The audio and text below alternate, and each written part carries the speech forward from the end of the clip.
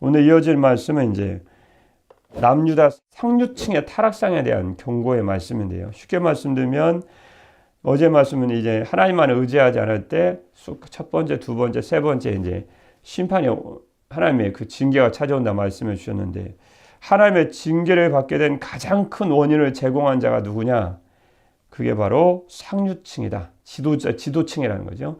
그래서 상류층의 타락과 부패에 대한 심판을 경고하는 말씀입니다. 어제 말씀에 연결이 되시죠?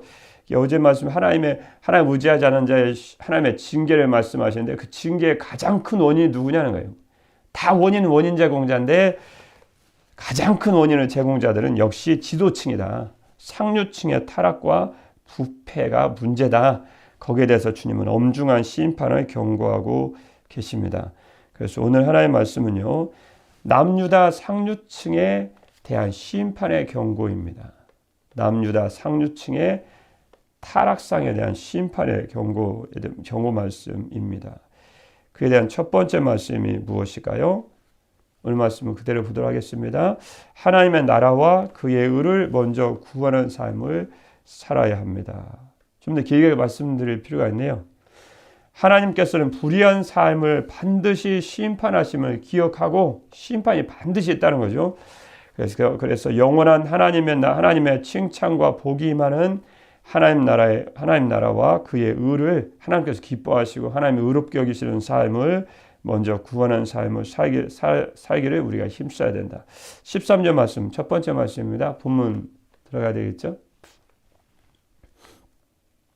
13절입니다. 10장 시작입니다. 여호와께서 변론하러 일어나시며 백성들을 심판하려고 서시도다. 무슨 말씀입니까? 지금 여호와의 재판장입니다. 하나님의 재판장입니다. 여호와께서 재판하시려고 법정에 앉으신다. 재판정 생각하시면 되겠습니다. 그의 백성을 심판하시려고 들어오신다. 그래서 그들이 범한 죄에 대해서 주님이 엄중하게 심판하시려고 주님의 재판정을 여신 거죠. 14절 말씀이에요. 누구를 심판하실까요? 상류층들, 지도자층입니다. 여호와께서 자기 백성의 장로들과 고관들을 심문하러 오시리니 포도원을 삼킨 자는 너희이며 가난한 자에게 탈취한 물건이 너희 집에 있도다. 포도원은 주님의 택한 백성 이스라엘 백성들을 가리키죠. 하나님은 포도원을 가꾸고 돌보는 자들로 장로들, 고관들, 지도자들을 딱 세우셨는데 놀랍게도 포도원을 지키라고 부름을 받은 그들이 포도원을 침탈하고 황폐하고 엉망을 만들고 있고 백성들을 괴롭히고 있습니다. 생선에게 고양이를 생선 맡긴 것도 아닌데 지도자들에게 잘하라고 했는데 지도자의 갑자기 고양이로 바뀐 거예요. 그래서 포도원으로 표현되는 이스라엘 백성들을 침탈하고 침범해서 빼앗고 황폐케 하는 그런 악한 자들로 바뀌었다. 15절 말씀입니다. 얼마나 그들을 괴롭혔을까요? 어찌하여 너희가 내 백성을 짓밟으며 가난한 자 얼굴에 맷돌질하느냐. 주 만군의 여호와 내가 말하였느니라 하시도다. 이 짓밟다 히브리어 다카입니다. 박살내다, 진익이다. 얼마나 괴롭혔는지 지도자들이 그들을 돌봐야 될 백성들 진이기고 박살내고 있습니다. 맷돌질하다라는 말씀은 잘게 부수다, 억압하다 그런 뜻입니다. 원의 뜻만 알아도 얼마나 괴롭히고 짓밟고 억누르고 지도자로서 바른 삶을 살아가야 되는지 참 위에 있는 사람들이 잘해야 되거든요. 사법부가 살아나고 헌재가 살아나고 좀 정치인들이 좀 살아나야 되는데 그들이 백성을 도리어 괴롭히는 거예요.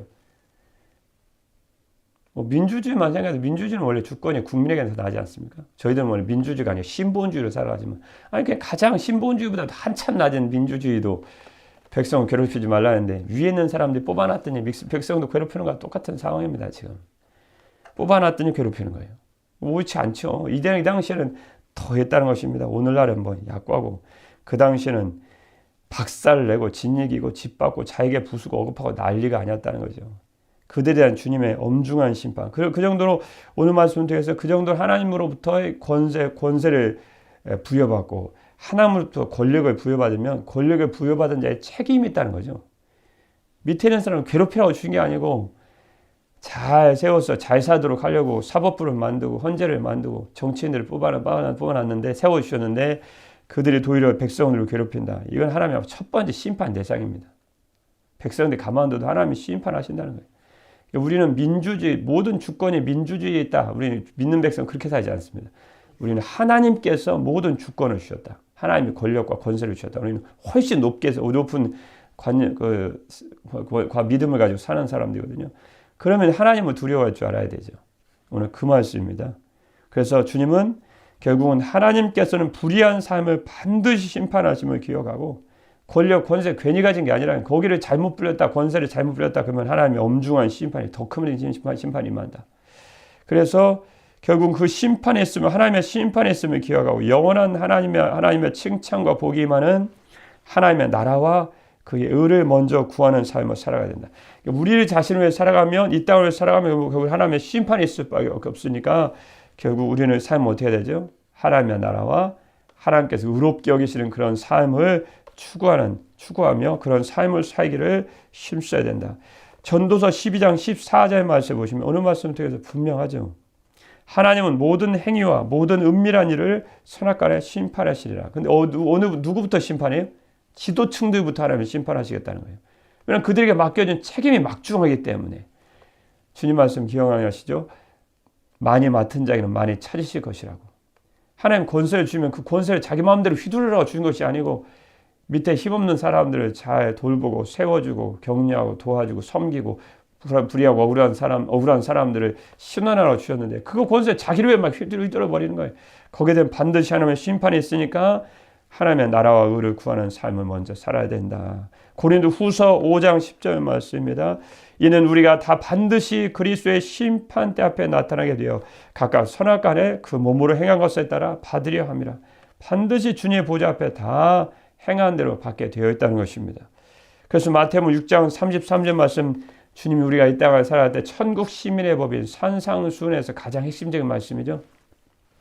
무슨 말씀입니까? 마태복음 6장 33절 말씀이요. 그러니 너희는 먼저 그의 나라와 그의 의를 구하라. 그리하면 이 모든 것을 너에게 더하시리라. 하나님의 나라를 먼저 구하고 하나님께서 의롭게 여기시는 하나님의 의를 먼저 추구하고 구하는 삶을 살아갈 때 하나님 이 땅에 필요한 우리 모든 것들을 더하여 주신다. 역시 13절 말씀에 주님께서 변론하려 심판하려 주님께서 여호와의 법정 하나님의 법정에 서시고 앉으시고 들어오시는 그런 엄미한 주님의 심판장으로 오시는 살아있는 자와 죽은 자의 심판장으로 오신 이 주님의 모습을 그런 엄미하신 모습을 분명히 보여주셨습니다. 우리 세상에서 육체의 생명 끝나면 바로 주의 보좌 앞에 딱 서야 됩니다. 그러면 어떻게 이 땅을 우리가 살아가야 될지가 분명해지는 거죠. 주님을 생각하지 않으니까 자꾸 이상한 일을 해서 그렇지. 심판장에 있는 주님의 보좌 앞에 내가 육체적인 생명이 끝나는 그 순간 그분 앞에 서야 된다. 그러면 두려운 일이죠. 잘 살아야지. 누가 뭐 예외가 없습니다. 뭐 목회자든 성도든 뭐 권사든 장로님들 누구 다 예외가 없어요. 다 주의 보좌 앞에 서야 돼요. 그러면 하나님께서 맡겨주신 만큼 권력을 받은 자는 그 권력만큼 주께서 소유와 영적인 능력을 주셨으면 그만큼 많이 받았다는 건 좋은 것이지만 많이 받았다는 것으로 하나님을 위해서 하나님의 영광에 살고 주의 나라와 의를 위해 살지 않으면 그만큼 주님으로부터 엄미하신 책망에 주어진다라는 것을 분명히 알 필요가 있죠. 그래서 우리는 하나님의 남유다 상류층에 대한 이 타락상에 대한 심판의 경고에 대한 말씀을 통해서 우리가 누구든지 뭐 예외가 없죠. 뭐 그들만 심판의 대상이겠습니까? 하나님의 나라와 그분의 의를 구하는 삶을 먼저 살아가야 된다. 분명한 삶의 지침이었습니다. 두 번째 말씀은요. 하늘의 것을 추구하는 삶을 살아가야 된다. 좀 길게 말씀드리면요. 인간은 세상에 속한 것들로 결코 만족할 수 없음을 명심해야 되죠. 이 땅 것으로 우리는 결코 만족할 수 없습니다. 그러면요. 하늘의 것을 사모하고 추구하는 삶을 살아야 된다. 그래서 실은 이사야서 4장 2절 말씀에 잠깐 보시면 내일 보실 말씀인데요. 그날의 여호와의 싹이 아름답고 영화로울 것이요. 여호와의 싹은 하나님의 아들이신 예수 그리스도시요. 이 타락하고 불의한 이 땅 가운데 싹처럼 나와서 생명이어가지고 자라는 하나님의 아들 예수 그리스도이십니다. 아름답고 영화로울 것이요. 그 땅의 소사는 남은 자들이 얻는 그 하나님의 은혜죠. 이스라엘의 피난하는 자를 위하여 영화롭고 아름다울 것이다. 그 땅의 아름다운 소사는 이스라엘 피난하는 자, 결국 고난을 견디려고 주님의 선택받고 주님의 은혜로 전적인 주님의 은혜로 구원받은 백성들은 영화롭고 아름다운 그 소산을 하나님 주신 복을 누리게 될 것이다. 결국 2절 말씀에도 아름답고 영화로울 것이며 2절 말씀, 하반절 말씀에도 영화롭고 아름다울 것이며 같은 말씀이 반복되고 있죠. 결국 주님의 백성들이 누릴 복이 하나님의 아들 예수님이 얼마나 영화롭고 아름다운 분이신지, 그리고 그분이 또한 선택받고 구원받고 남은 자서 남고 고난 가운데 고난을 극복하고 이긴 성도에게 주신 하나님의 그 큰 땅의 솟아나고 상징되어지는 그 하늘의 상급과 큰 은혜와 복이 얼마나 영화롭고 아름다울 것임을 말씀하심으로 본 말씀이죠. 결국 우리가 이 세상에 속한 우리를 결코 만족시킬 수 없는 이 땅의 것을 추구하지 말고 결국 이 땅의 모든 것을 우리를 결코 만족할 수 없음을 명심하고 하늘의 것, 방금 읽어드렸던 4장 2절 말씀이죠. 영화롭고 아름다운 그 하늘의 것을 추구하는 삶을 살아가야 된다. 우린 가끔 잊어버려요. 이 땅의 것이 나에게 만족 줄 알아요. 그래서 계속 추구해요. 바닷물 먹듯이. 그 바닷물 먹으면 소금 들어있으면 계속 갈증 느껴서 계속 먹다가 죽는 거 아닙니까? 이 땅의 것은 결코 만족할 수 없어요. 그럼 16절 말씀입니다. 지도자들의 아내죠. 시작입니다. 여호와께서도 말씀하시되 시온의 딸들이 교만하여 느린 목 정을 통하는 눈으로 다니며 아기작거려 걸으며 발로는 쟁쟁한 소리를 낸다 하시도다. 시온의 딸입니다. 성도 아름다운 거룩한 성인 예루살렘을 의인화시킨 것인데 시온의 딸들, 시온에 거주하는 부녀들을 의미합니다. 이들은 누구일까요? 지도자의 아내라고 생각하면 되십니다. 지도자들은 백성을 수탈해서 많은 재물을 거둬들이면 탐심과 탐욕과 명예를 가지고 거둬들이면 그게 어디 갑니까? 자기 집으로 갈 거 아닙니까? 그러면 거기서 부녀자들이 가만히 있다가 놀고 먹고 있다가 그 백성들을 피를 빨아먹듯이 다 재물을 맷돌질하듯이 다 재물해가지고 포악한 정치 권력 그런 걸 통해서 다 거둬들이면 집에서 가만히 여자들이 앉아있다가 돈이 쌓일 거 아닙니까? 자기 집에. 그럼 그거 갖다가 죄 짓는 데 사용하는 거예요. 그거 갖다 하나님 나라 연구에 사는 것도 아니고 그 자체도 불의한 재물이기 때문에 그렇게 쓰는 것도 말도 안 되지만 하여튼 이 시온의 딸이라고 얘기해주는 말씀하는 시온에 거주하는 부녀들, 지도자들의 아내들이 어떻게 할까요?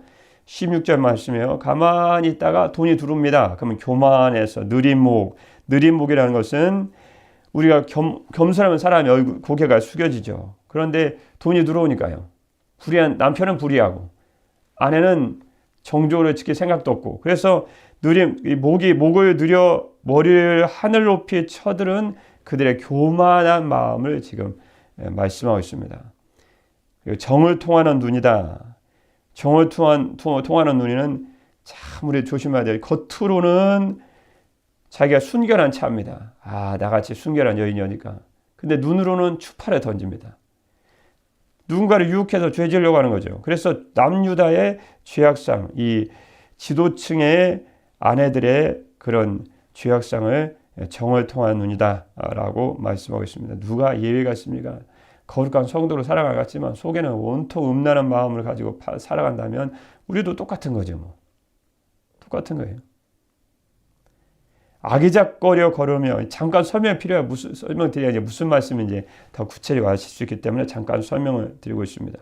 아기작거려 걸으며 이 지도자층의 아내들이 뭐하네? 아기작거려 걸었다. 젠걸음 의미합니다. 젠걸음. 그래서 남자들의 시선을 끌어보겠다는 거죠. 뭐. 나를 보라 그러죠. 우리 낚싯대를 던지면 낚시를 딱 던지면 저는 낚시 별로 안 좋아하지만 낚시하는 분들 얘기 들어보면 막 왔다 갔다 해야 될 것이 아닙니까? 그래야 유혹을 하니까요. 그 뒤에는 날카로운 딱 달렸죠. 물겸하라. 네게 새벽에 이렇게 말씀드리지만 너의 아가리는 이것만 걸리면 너는 끝장난다는 거예요. 그래서 낚싯대를 딱 던지면 루어라고 그러나요? 가짜 물고기들 왔다 갔다 하면서 계속 흔들지 않습니까? 걸려들라 이거죠. 지금 딱 그 상황입니다. 아기작거려 걸으며 남자들의 시선을 끌어보려고 젠걸음을 막 건너가십니다. 가만 걸어도 될 것인데 딸을 보라 그러죠. 그거 물었다가는 이제 영적으로는 죽음이죠. 이제 사탄이 그 물게 기다렸다가 이제 걸리면 그 물고기들의 아가리를 걸려서 이제 끌어내면 그 다음에 프라이팬이죠. 뭐 죽는 거죠. 뭐 똑같은 상황입니다. 지금 이 여인들이 사탄의 앞에서 사탄의 그런 마치 물고기를 유혹해서 물고기를 잡는 그 거짓 물고기처럼 지금 다 사탄의 조종을 받고 온갖 정욕으로 가득 차서 겉으로는 순결한 체하면서 눈으로는 추파를 던지고 발은 쟁거리를 막 하면서 남자들을 유혹하고 있습니다. 이 루터는 이것을 몸을 좌우로 흔들면서 걸었다. 이렇게 표현하고 있습니다. 뭐 전혀 틀린 번역은 아닌 것 같고요. 17절 말씀입니다. 주님 그들 어떻게 심판하실까요? 내버려 주실까요? 지도자 층에 대해서 첫 번째 심판에 대해서 아니지만 그들이 안 해도 내버려 두지 않으십니다. 17절 말씀이죠. 그러므로 주께서 시온의 딸들의 정수리에 딱지가 생기게 하시며 여호와께서 그들의 하체가 드러나게 하시리라. 지금 여기 시온의 딸들의 정수리에 딱지가 생긴다. 정수리 머리가 꼭대기 아닙니까? 교만의 상징이라고 할 수 있는 그곳에 하나님은 딱지가 생기게 하셨다. 우리 딱지는 상처가 뭔가 헐면 진물이 나오고 거기다 딱 생긴 게 딱지 아닙니까? 그래서 옴 따위의 피부병이다. 또는 대머리가 되게 하는 것이다. 또는 뭐 비듬투성이가 된 불결한 모습이다라고 등등을 해석하지만 어떻게 됐든지 중요한 것은 아름다움을 생명으로 한 여성에게는 치명적인 형벌이다. 다시는 그렇게 못하도록 주님이 아주 형벌을 내리시는 거죠. 주님의 내버려 가만두고 계시지 않겠다라는 주님의 분명한 심판자의 주님의 메시지였습니다. 그래서 경고거든요. 경고라는 것은 뭐냐면 돌이키라는 거죠. 뭐. 안 돌이키면 그대로 이제 임한다는 거죠. 주님의 심판이요. 18절 말씀이요. 주께서 그날에 그들의 장식한 발목걸이와 머리의 방사와 반달 장식. 이런 거 잘 보면 우리가 하나님의 어떤 재물을 주시고 명예를 주시고 이런 거 주시잖아요. 그거 잘 관리해야지. 이렇게 지도자층 아내처럼 이렇게 많은 거 왔으니까 내가 죄진 데 사용하고 내가 추파 던지고 내가 다른 남 유혹해서 내가 죄를 하면 지어주겠다. 그러면 이제 주님의 거기에 걸맞는 이제 하나님의 어미하신 심판이 찾아온다. 많이 가졌다는 늘 말씀드리지만 많이 가졌다는 것은 이걸 하나님의 영광에 쓸 수 있는 절호의 기회지만 이거 가지고 죄진 데 사용했다. 이건 속된 말로 그냥 끝나는 것이죠. 그 인생은 끝난 것입니다. 심판자이신 주님 앞에 주님이 내버려 두지 않으시겠다는 거예요. 이 땅에서 내버려 두셨어도 주의 보좌 옆에 가면 거기에 대한 엄중한 주님 문책을 하시겠다라는 주님의 경고의 말씀을 아주 분명히 주셨습니다. 늘 말씀드리지만 많이 가졌다는 것은 그만큼 책임감이 따른다는 것을 아셔야지 내가 나 혼자 누리겠다. 늘 말씀드리지 않습니까? 끝난 인생이에요. 그러면 주님이 말씀하시기 때문에 오늘 말씀이 심판에 대한 말씀이니까 저도 좀 강하게 세게 나오네요. 뭐 어쩔 수 없습니다. 주의 말씀이 그렇기 때문에요. 18절 말씀이에요. 그래서 이제 구체적인 그들이 어떤 장식품을 쭉 하고 있는데 21가지의 장식품을 나열하고 있습니다. 얼마나 자기의 치장만 하는지. 주께서 18절입니다. 주께서 그날에 그들이 장식한 발목걸이와 머리의 망사, 반다 장식과 이거 대개 이방인인 우상인 이스타르인가 그 이스타르의 우상에게 장식했던 것인데 한 17가지는 나머지 뭐 다 수입품들입니다.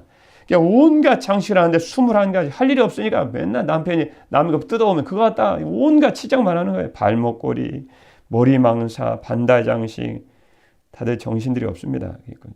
주님의 심판은 생각지도 않고 결국 쭉 보면 결국 반달 장식이 뭐냐면 반달 장식은 목에서 둘러서 가슴까지 내려오게 한 반달 모양의 금속 목걸이를 말합니다. 아이고 화려하겠네요. 예, 화려합니다. 아주 수입품들 아주 19절 말씀에 귀고리와 발목걸이와 얼굴 가리개는 얼굴에 걸치는 값비싼 면사포를 의미하죠. 누구를 유혹하게 쓰고 다니는지 모르겠습니다. 20절 말씀이에요. 화관과 발목사슬과 띠와 향악과 호신부와 발목사슬은 젠걸음을 막 하지 않습니까? 걸음걸이를 어떻게 멋지게 자기 혼자 걸으면 이제 안 멋있으니까 발목걸이에 연결해서 발목걸이에 연결해단 장신구를 합니다. 그럼 찰랑찰랑 하면 달 것이 아닙니까? 그 발목을 주님이 어떻게 하실지 나중에 봐야 되겠지만요. 결국은 주님이 전쟁이 나게 하셔서 나라를 심판하시겠다는 말씀도 쭉 뒤에 있는데요. 호신부라는 것은 결국은 부적을 의미합니다. 부적도 달고 다니고요. 21절 말씀입니다. 반지와 코고리는 코를 뚫어서 매다는 것인데 동방에서 우리는 그런 게 없죠. 그냥 동방에서 널리 사용된 장신구의 일종이었다고 합니다. 창세기서 말씀 보시면 거기도 코골이 나오지 않습니까? 22절 말씀이요. 예복과 겉옷과 목도리와 손주머니. 쭉 보면 어떻게 지도자의 여인의 아내에만 그 문제겠습니까? 다 영적으로 보면 다 믿는 자들, 택하신 자들이 제대로 살지 못하는 우리의 모습이 아닌가. 그냥 우리의 모습이 돌아봐지더라고요. 아, 우리의 모습일 수 있겠구나. 겉옷은 입는 옷보다 더 화려하게 옷 위에 걸쳐 입는 가운을 의미하는데 비싼 돈 주고 많이도 샀네요. 23절 말씀입니다. 아이고 장식이 왜 이렇게 많아요. 손거울과 세마포과 머리 수건과 너울을 제하시리니. 너울은 넓은 망토를 의미하는데 머리에서부터 겉옷 위로 둘러 전신을 가리는 넓은 망토를 의미합니다. 온갖 화려한 건 다 했습니다. 왜 이언들이 이렇게 했을까요? 첫 번째는 역시 이것들로 만족을 얻으려고 하는 거예요. 마음은 공허하니까 인간은 세상의 것들로 속한 것들로 결코 만족할 수 없음을 잊어버린 거예요. 그래서 주님은 인간은 세상의 것들로 만족할 수 있는 존재가 아니다. 마침내 더욱 갈증하다가 마침내 주님의 심판을 통해 멸망에 이를 수밖에 없기 때문에 이 사실을 명심하고 결국은 하늘의 것을 추구하는 삶을 살아야 된다. 그래서 아까 말씀드린 4장 2절 영화롭고 아름답다는 하나님 나라의 주인 상급까지를 쭉 말씀해 주셨다는 거죠. 그게 4장 말씀까지 연결이 됩니다. 야고보서 1장 15절 말씀해 보시면 참 이들이 얼마나 탐심 가운데 살았습니까? 욕심이 잉태한 즉 죄를 낳고 죄가 장성한 즉 사망을 낳느니라. 내 사랑하는 형제들아 속지 말라. 이 땅의 것으로 너는 결코 만족할 수 없다. 온갖 좋은 은사와 온전한 선물이 그럼 우리는 어떻게 됩니까? 온갖 좋은 은사와 온전한 선물이 다 위로부터 빛들의 아버지께로부터 내려오나니 그는 변함도 없으시고 회전하는 그림자도 없으시니라. 이 땅에 우리가 경제적인 여유를 주었다는 것은 그걸 통해 주님을 위해 살고 하늘의 것을 더 소망하고 주의 나라와 영광에 살라는 거죠. 내 땅에 우리를 치장을 위해 살라는 것이 아닙니다.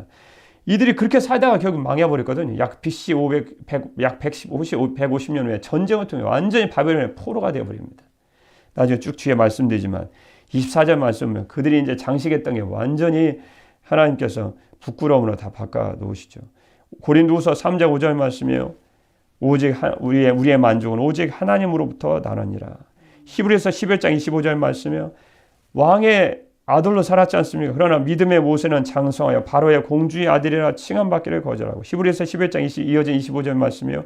도리어 하나님의 백성과 함께 고난받기를 잠시 죄악에 나갈 누리는 것보다 더 좋아하고 그리스도를 위하여 받는 수모를 애굽의 모든 보화보다 더 큰 재물을 여겼으니 이런 상 주심을 바라봅니다. 골로새 3장 1절 말씀입니다. 그러므로 너희가 그리스도와 함께 다시 살리심을 받았으면 위의 것을 찾으라. 하늘의 것이죠. 하나님께 속한 것입니다. 거기는 그리스도께서 하나님 우편에 앉아 계시느니라. 위의 것을 생각하고 땅의 것을 생각하지 말라. 다시 한번 부탁드리면 여러분에게 맡긴 것 무엇이든 재물이든 무엇이 맡겨주신 것은 반드시 주님의 보좌 앞에서 거기에 대해서 주님의 심판을 받아서 책망을 받든지 칭찬을 받든지 반드시 하나님의 심판의 보좌 앞에 서게 됩니다. 그래서 우리는 이 땅의 것으로 우리는 만족할 수 없음을 다시 한번 우리는 명심하고 늘 하늘의 것을 추구하는 자로 살아가야 되죠. 세 번째 말씀은요. 남유다 상륙층에 대한 심판의 경고 말씀을 통해서 오늘 주님에는 저거라며 주님이 귀한 메시지를 주시고 있습니다. 세 번째는요. 내면을 아름답게 해야 한다. 좀 더 길게 말씀드리면 잠깐의 외모를 꾸미는 데에만 열심을 내지 말고 신약성경 말씀까지 같이 봐야 되죠. 온유하고 정숙한 마음으로 하나님께서 매우 귀하게 여기시는 이건 매우 귀하게 여기시는 것인데요. 내면에 즉 속사람이죠. 내면이죠. 즉 속마음입니다. 속사람을 내면을 아름답게 해야 한다. 이런 외면을 꾸미는 만큼 내면이 아름다우십니까? 그걸 항상 돌아봐야 된다는 거죠. 24절입니다. 외모만 꾸미는 그들에게 주님은 어떤 심판을 주셨을까요? 24절입니다. 시작입니다. 그때 썩은 냄새가 향기를 대신하고 노끈이 띠를 대신하고 대머리가 숱한 머리털을 대신하고 굵은 베옷이 화려한 옷을 대신하고 수치스러운 흔적이 아름다움을 대신할 것이며 대신한다는 말이 4번이나 강조하고 있습니다. 대신하고 대신할 것이며 무엇을 대신합니까? 유다의 지도층 인사들이 권력을 이용하여 백성들을 착취하고 있을 때 부유한 이 이스라엘의 시온의 부녀들은 축적된 부를 이용해서 온갖 화려하고 사치스러운 장식품들로 몸을 가꾸었습니다. 근데 주님은 그들이 다 대신하게 하십니다. 뭘 대신할까요? 썩은 냄새. 노끈입니다. 노끈은 무엇에 쓰죠? 이제 전쟁을 말씀하는 것입니다. 14절 말씀은 전쟁을 의미합니다. 전쟁을 통해서 이제 다 포로로 끌려가는 거예요. 전에는 아름다운 띠를 둘렀는데 이제 노끈으로 전쟁 포로가 되어서 다 묶여서 끌려가는 거예요. 대머리가 숱한 머리털을 대신하고 무슨 뜻일까요? 슬픔으로 인해 머리에 쥐어 뜯는 거예요. 그래서 이제는 그 전에 아름답게 꾸면 머리는 어디 가고 다 쥐어 뜯어서 이제 대머리가 되어서 대머리가 숱한 머리털을 대신하고 국음에는 슬픔이에요. 슬픔이 무엇이죠? 나라가 망했는데 무슨 꿈이고 무슨 자기를 화려하게 하겠습니까? 무슨 세상의 쾌락입니까? 굵은 배옷이 화려한 옷을 대신하고 수치스러운 흔적이라는 것은 뭐냐면 죄인의 표시로서 불로 낙인을 찍는 걸 의미합니다. 포로를 끌니까 그대로 불도장으로 다 낙인을 찍어버리는 거예요. 그래서 수치스러운 이것이 히브리어 타트란 말씀인데 결국은 아름다움을 대신할 것이다. 결국은 전쟁 포로가 되어서 상처 입고 포로로 잡히고 슬픔으로 머리를 뜯고 국가적 재난의 직면에 베옷을 입고 끝내 노예가 되어서 노예에게 찍히는 불도장을 딱 찍어서 전부 다 포로로 끌려가는 실제 이런 역사는 이스라엘 가운데 그대로 이루어지죠. 그들은 회개하고 돌이킬 생각을 안 하고 있다가 약 150년 후에 그들은 나라가 망해버리고 맙니다. 25절 말씀에 너희의 장정은 칼에 너희 용사는 전란에 망할 것이며 26절 말씀이죠. 그 성문은 슬퍼하며 곡할 것이요 시온은 황폐하여 땅에 앉으리라. 그전에 남편들 지도자층이지만 다 불의한 자들이었지만 그들이 돈 잘 벌어갖고 다 가져왔더니 이들은 그거 갖다 죄 짓는 데다 사용했거든. 온통 21가지의 장식품들로 수입품들로 다 몸을 치장하다가 결국은 전쟁 나서 결국은 어떻게 됐을까요? 많은 사람이 모이는 성문은 슬퍼하며 남편들 다 죽었으니까요. 슬퍼하며 곡할 것이요 시온은 황폐하여 땅에 앉으리라. 결국 이 말씀을 통해서 주님은 우리의 잠깐의 외모를 꾸미는 데에만 열심을 내지 말고 내면을 더욱 아름답게 하는 성도들을 살아가라 라는 주의 말씀을 주셨습니다.